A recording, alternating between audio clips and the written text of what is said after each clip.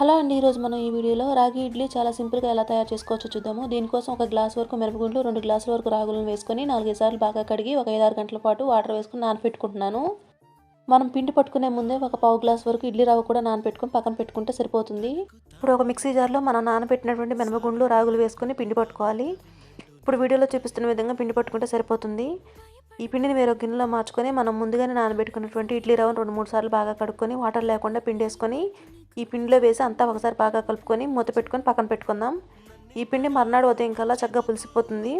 చక్కగా పులిసిన ఈ పిండిని మనకి ఎంత కావాలో అంత తీసుకొని దీంట్లో కొంచెం అంత ఉప్పు వేసుకొని కలుపుకొని ఇడ్లీ వేసేసుకుందాం. నేను ముందుగానే ఇడ్లీ పాత్రలో నీళ్లు పెట్టి స్టవ్ మీద పెట్టేసుకున్నాను. నీళ్లు బాగా కాగిపోయాయి. ఇప్పుడు మనం వేసుకున్నటువంటి ఇడ్లీ రేకులను దాంట్లో పెట్టేసుకొని 5 నుంచి 10 నిమిషాల పాటు ఇడ్లీలను చిన్న మంట మీద ఉడికించుకుంటే సరిపోతుంది.